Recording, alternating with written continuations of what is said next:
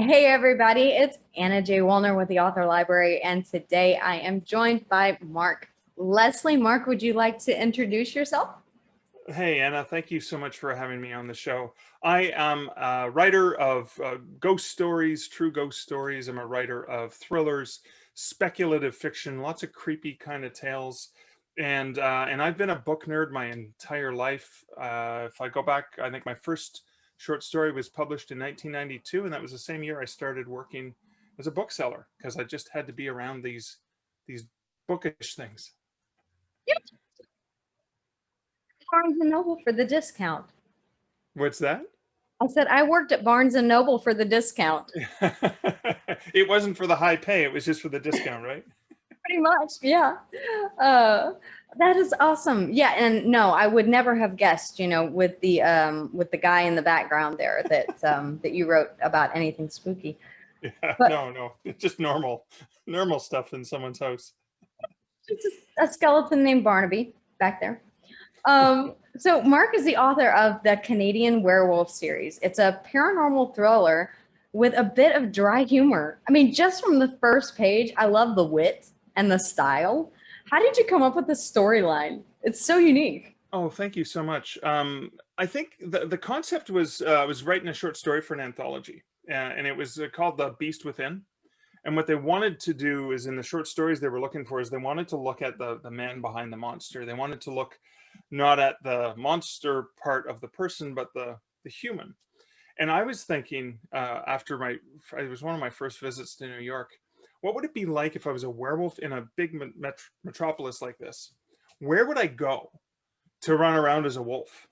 And this werewolf has no conscious connection between wolf and human. So it's like he blacks out, doesn't know where he is, wakes up naked somewhere.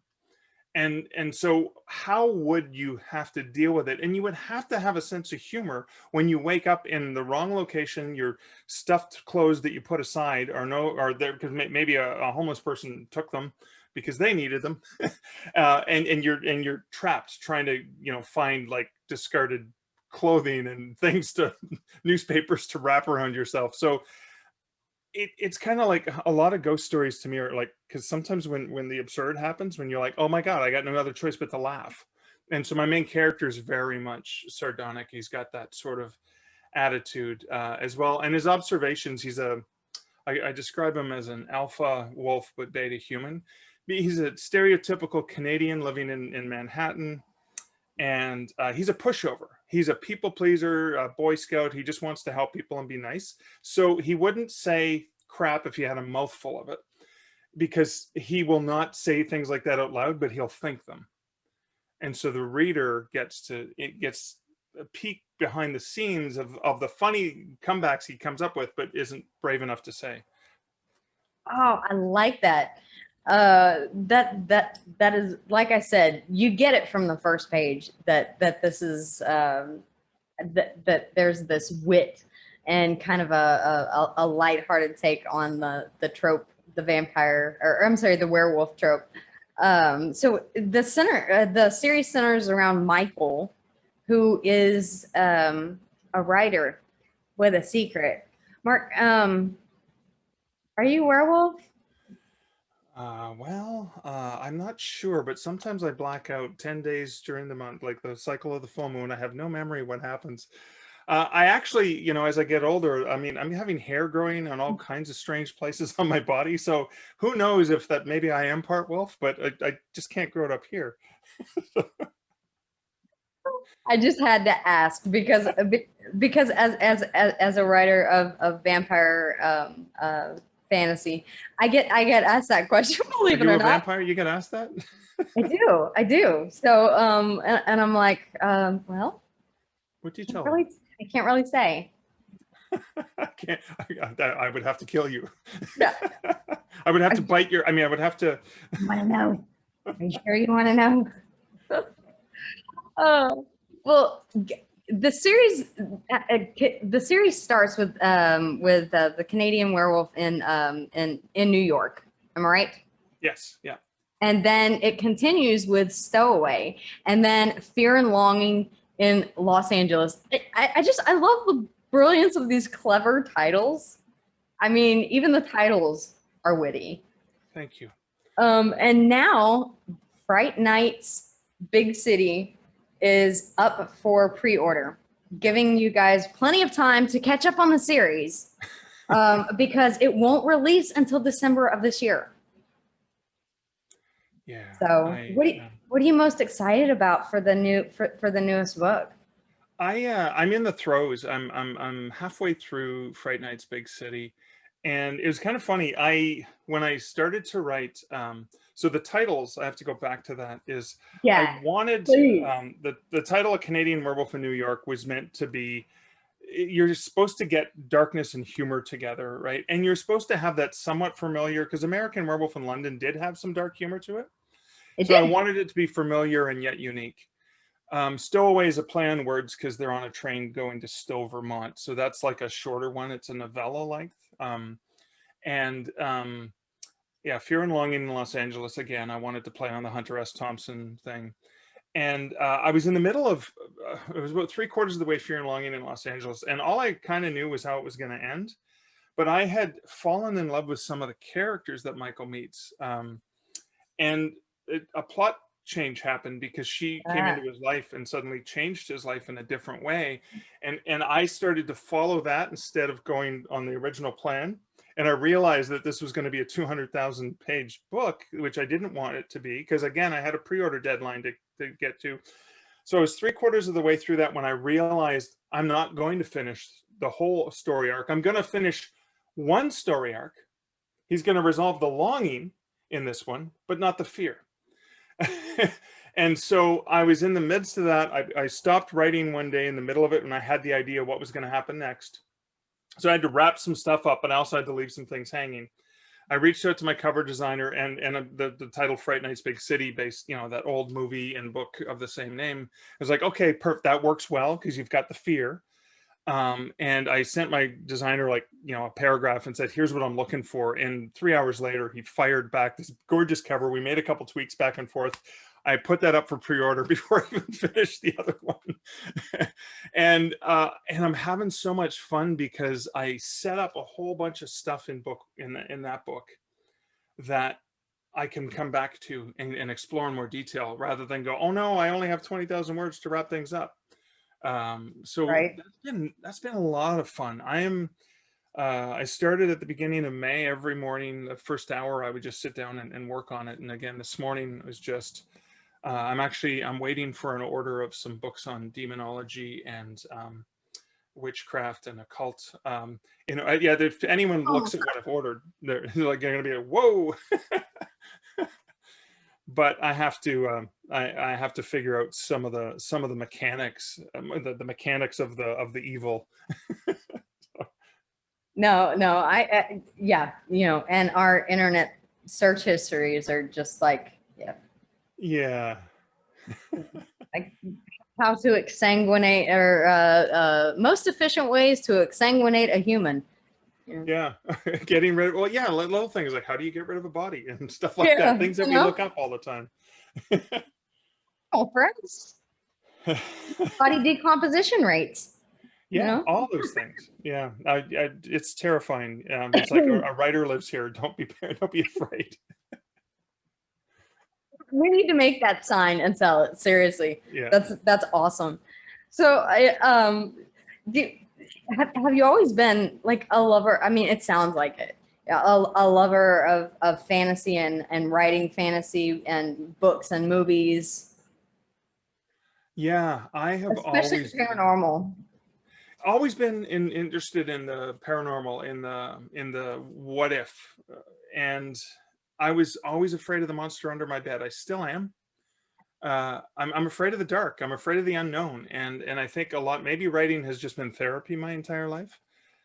But yeah, it's always fascinated me. My mom still, loves a nice romance, and she still says, Mark, why can't you just write a nice story? And so she's not my reader. But yeah, it's always been something that's fascinated me. I've always, because again, the speculation of what if you were cursed with a werewolf curse and you lived in Manhattan, how would you get by?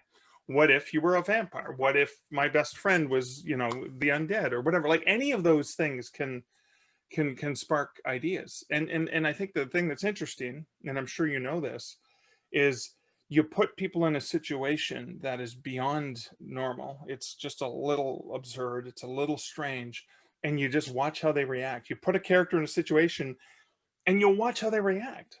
Right. That's fun. A lot of character development really happens as the story progresses, and sometimes, as you said, especially, I mean, I can already tell we're pantsers, so you know, you surprise yourself as a writer sometimes, because you're just like, I didn't know he was going to do that, but it makes perfect sense. Yeah. You know. And sometimes your characters pleasantly surprise you. Sometimes they piss you off, and sometimes they pleasantly surprise you.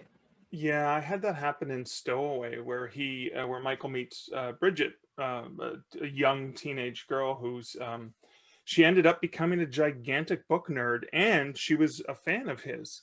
So this really interesting sort of father-daughter protector dynamic, where she ends up mentoring him in some ways, and he mentors and protects her.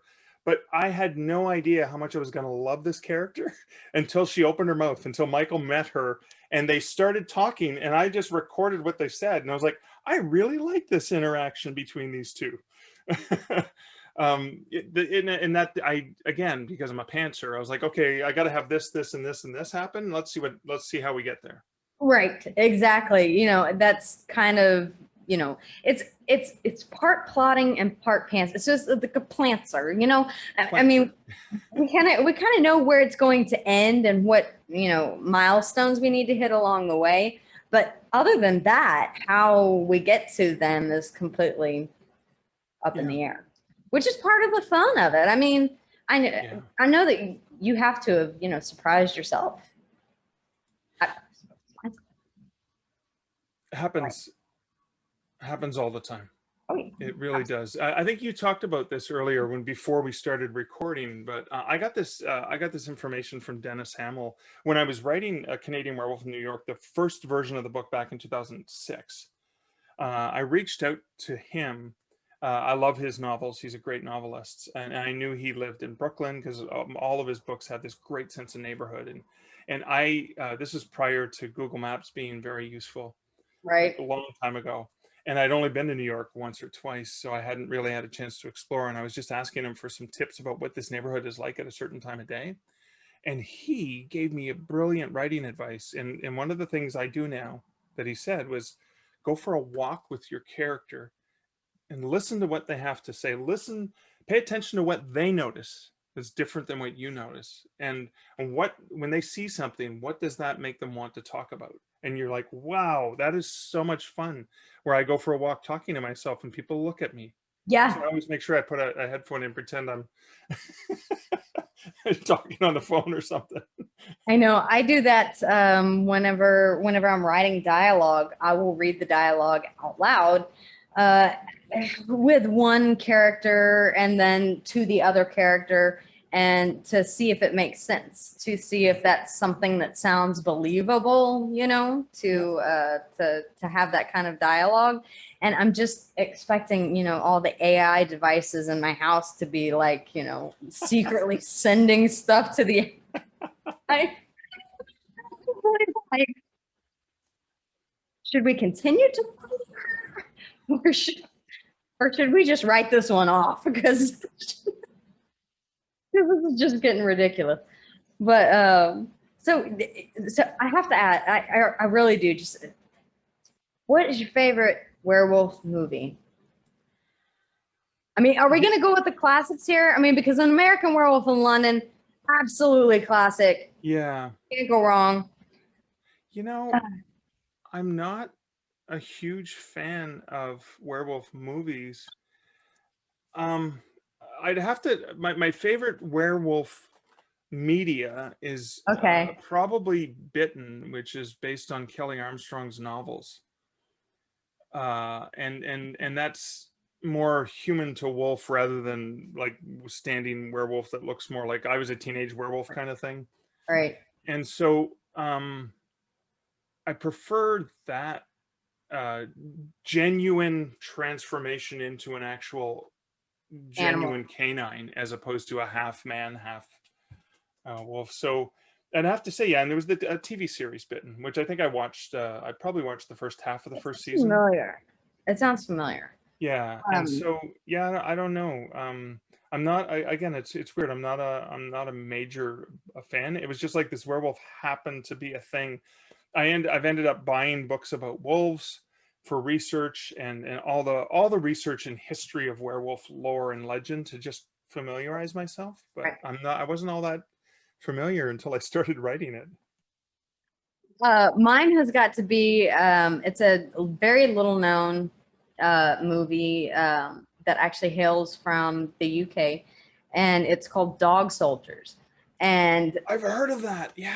it is phenomenal. Although it is the standing werewolf. God, if I had the money, I would buy one of these costumes. But I live in Texas, and someone would probably shoot me. Yes. I would walk around the neighborhood in this thing Yeah. because they are the. I'm sorry, but I love the old monster movies, latex, real costumes where you have Yeah. costume artists that put their heart and soul into transforming these characters. CGI just doesn't do it for me. Yeah, yeah, because it's a lot. There's a lot more physical acting involved in that. Check it out. Dog Soldiers is awesome. Yeah, you know what? Somebody else had mentioned that. I have it on my to watch list. It's so hard to find. Like it's not very well known. And I think the way that the movie is put together, I believe I'd have to look it up. But I believe it was like a mini series that got turned into a movie, like all put together. Oh wow. And Okay. so, but it is the ending is like crazy, and it's my must-watch Halloween movie every year. Oh wow. I'm gonna have to make sure I check that out. So, but I do want to just kind of round back to the fact that you did do your research on actual animal behavior for wolf pack dynamics, which is awesome. There's that level of authenticity and intellect in the books as well. Thank you. Thank you. Appreciate that. Yeah. Guys, make sure I have Mark's links down below. So make sure that you check out the first books in the series and then get caught up on those because the last one is coming out Friday nights, Big City. Fright Nights, Big City. Big City. That's okay. It's when you pick a title that confuses with another title, that's the risk you run into, right? Fright Nights, Big City will be out December of this year, so you guys have plenty of time to get caught up on the series. And I'm going to check it out. I mean, like, I really want to know. So. Thanks, Hannah. It was fantastic talking with you. Yes, it was awesome to talk with you as well. Everybody, if you haven't already, make sure and subscribe to the channel so that you don't miss out on some great upcoming content. And just stay safe, stay healthy, and we'll see you again soon. Thanks, guys.